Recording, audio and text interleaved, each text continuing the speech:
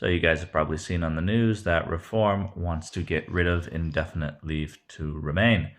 So I just thought I'd explain to some people what indefinite leave to remain is, as I am someone who is about to not only receive that, but also close to becoming a British citizen. So to start, I came here on a spouse visa from the United States. My wife is British, born and raised here.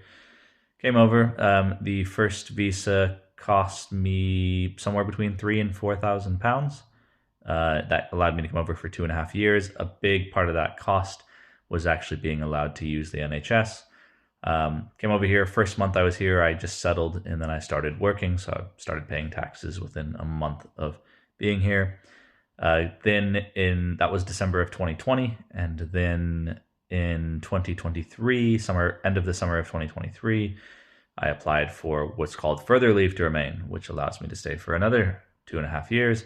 Again, that cost me about £4,000, a lot of which was the NHS surcharge again, or the IHS charge as they call it.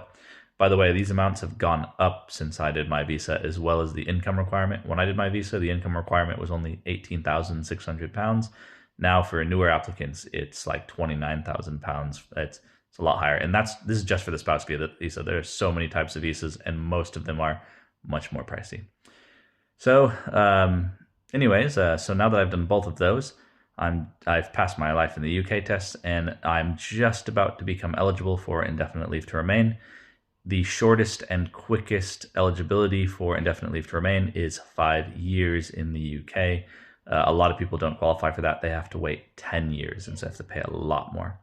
So yeah, 5 years. And then to get indefinite leave to remain, you have to pay over £3,000.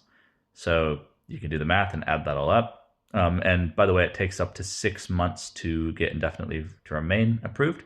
So if you want it quicker, you have to end up paying up to £1,000, which in my case is actually what I'm going to do, especially with how kind of unstable things are. So then on a spouse visa, once you have that, you can then apply for citizenship. If you're not on a spouse visa, you have to wait a year, and that costs another like £1,700 or something to get your citizenship. So altogether, you end up paying about £14,000 over 5 years just to live here in the UK. That is much more expensive than a lot of countries' immigration. So yeah,